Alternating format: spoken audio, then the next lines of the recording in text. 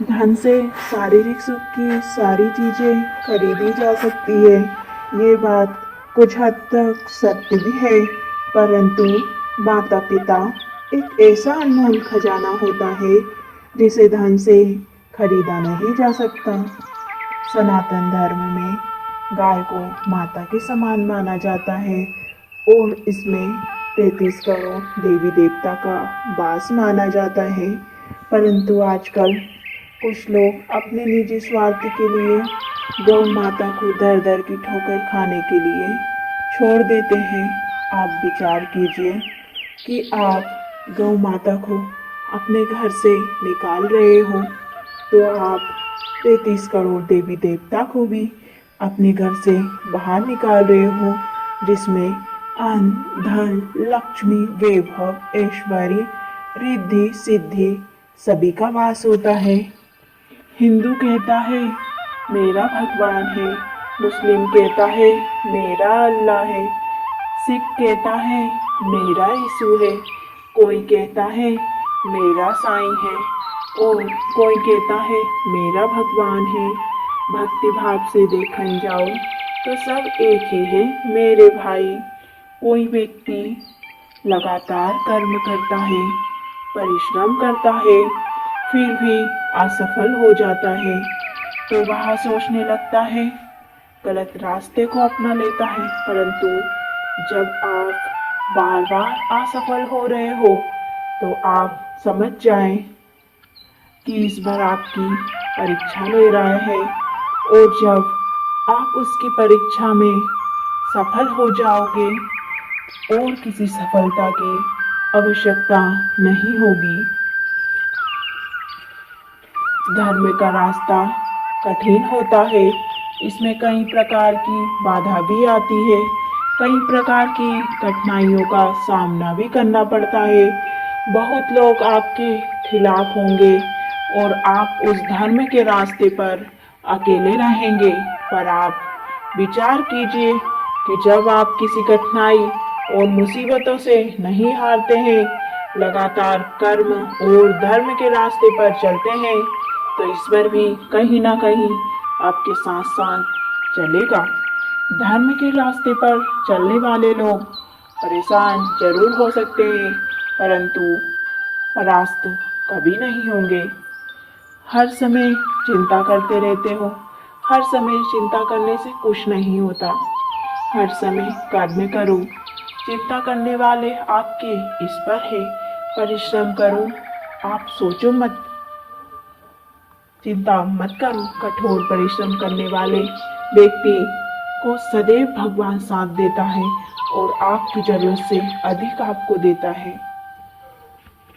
आप विचार कीजिए कि आप अपने बच्चों की सुख सुविधा के लिए कुछ पाप करते हो, उसका पाप आपके बच्चों के साथ साथ आपको भी लगेगा और आपके कर्म दूषित होंगे। अच्छे कर्म और धर्म, परिश्रम से खिलाया गया अन्न आपके धर्म को बढ़ाता है और आपको ईश्वर के नजदीक ले जाता है।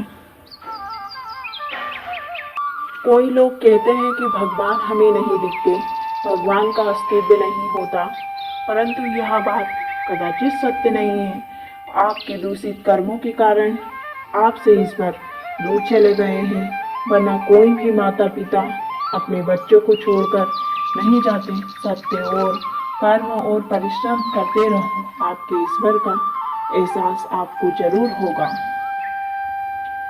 भगवान ने मनुष्य को भरण पोषण करने के लिए कई प्रकार के फल, सब्जी, अन्न, धन दिया है और परिश्रम करने के लिए व्रत भी दी है, जिससे आपका अच्छी प्रकार से भरण पोषण हो जाए। परंतु आप द्वापर त्रेता के असुरों की तरह पशु पक्षी का सेवन कर रहे हो।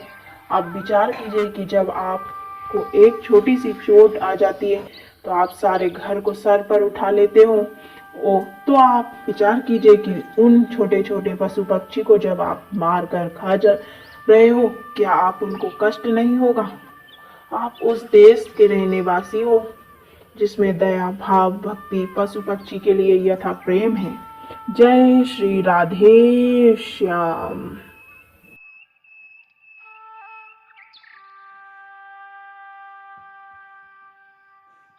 जुआ खेलकर कमाया गया धन, शराब बेचकर कमाया गया धन, झूठ बोलकर कमाया गया धन, छल कपट और स्त्री गमन आदि के द्वारा कमाया गया धन, पशु पक्षी को मारकर उसके द्वारा प्राप्त धन, किसी के परिश्रम किए गए धन संपदा को जबरदस्ती छीन लेना और उस काले धन को आप सफेद में परिवर्तित कर लेते हो और सोचते हो कि कोई नहीं देख रहा है, परंतु आप संसार की नज़र से बच सकते हो, परंतु उस परमात्मा की नज़र से कोई नहीं बच सकता। और जब आपके कर्म आप पर ही हावी होंगे तब उसके परिणाम को झेलने की क्षमता आपके पास नहीं होगी, क्योंकि परमात्मा की लाठी में आवाज नहीं होती है। जय श्री राधे श्याम। कर्म का चक्रव्यूह ऐसा होता है जिससे कोई भी व्यक्ति बच नहीं सकता, और इसका उदाहरण श्री राम जी के द्वारा त्रेता युग में बाली को छुप कर बाण मारा था, वही बाली द्वापर में भील बना और उसने श्री कृष्ण को बाण मारा था। आप लोग सोचिए कि जब भगवान श्री राम कर्म के चक्र से नहीं बचे तो हम और आप जैसे साधारण मनुष्य कैसे कर्मों के चक्र से बच सकते हैं। जय श्री राधे श्याम। कर्म और संगति सोच समझकर करना चाहिए, क्योंकि आप किसी साधु संत महात्मा की संगति करते हो तो वह आपको ईश्वर के प्रति आस्था विश्वास और आपको ईश्वर की प्राप्ति का रास्ता बताएगा, और आप वहीं गलत संगति कर लेते हो, जुआ चरस गांजा पशु पक्षी का सेवन करने वाले व्यक्ति की संगति कर लेते हो तो वह अपनी इंद्रियों को तो दूषित कर ही चुका है, साथ में आपकी इंद्रियों को भी दूषित कर देगा, और इससे आपके परिवार में कलह कलेश बढ़ेगा और आप बर्बादी के रास्ते पर भी जा सकते हो।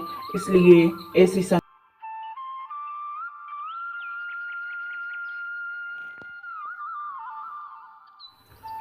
जब आप सुख सुविधा ऐशो आराम में रहते हो तो आपके कई प्रकार के मित्र आ जाएंगे, कई प्रकार के लोग आपके साथ साथ रहेंगे, परंतु आप जिसे आप जानते भी नहीं हो और आप इनसे मित्रता रखना, परंतु उस व्यक्ति को कभी मत भूलना जिसने आपका दुख मुसीबत में कभी साथ नहीं छोड़ा हो, वो आपका सच्चा मित्र है, बाकी सब मिथ्या झूठ और उनका प्रेम पाखंड है।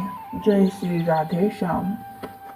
कोई व्यक्ति किसी व्यक्ति पर इतना विश्वास करने लगता है कि यह व्यक्ति मेरे साथ कभी विश्वासघात नहीं करेगा, परंतु वही व्यक्ति आपके विश्वास का चकनाचूर कर देता है तो आप टूट जाते हो। आप हद से ज़्यादा विश्वास करना ही है तो आप अपने ईश्वर अल्लाह भगवान यीशु आप जिस भी भगवान को मानते हो आप उस पर विश्वास करो। सखा माता पिता भाई बंधु बनाओ, उन्हें बनाओ, यकीन मानो आपका विश्वास और आपका रिश्ता कभी नहीं टूटेगा। वो एक ऐसे मित्र हैं और ऐसे माता पिता हैं और ऐसे भाई बंधु हैं जिसमें आपका विश्वास दिन प्रतिदिन बढ़ता ही जाएगा और आपका प्रेम उनके प्रति बढ़ेगा घटेगा नहीं। जय श्री राधे श्याम।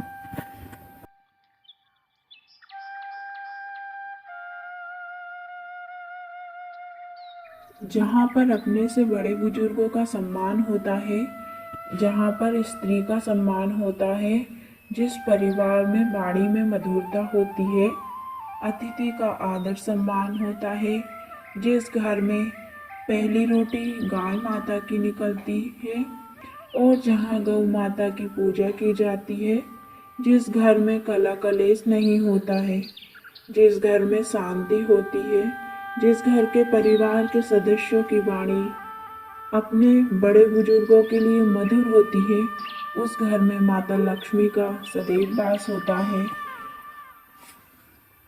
धन का अहंकार मनुष्य को कभी नहीं करना चाहिए, क्योंकि धन लक्ष्मी एक ऐसी माता है जो अस्थिर होती है और उसे कोई रोक नहीं सकता। वह आज यहाँ है तो कल कहीं और निवास कर सकती है। माता लक्ष्मी एक ऐसी माता है जो एक पल में राजा को रंक और रंक को राजा बना सकती है। इसलिए इस मनुष्य योनि में धन दौलत ऐशो आराम के पीछे मत भागो। कुछ समय निकाल कर अपने इस अनमोल जीवन को प्रभु भक्ति में लगाओ, क्योंकि कोई भी मनुष्य चाहे वह गरीब हो या अमीर, वह अपने साथ धन दौलत गहने जायदाद नहीं ले जाता है। वह ले जाता है अपने साथ तो अपने अच्छे कर्म।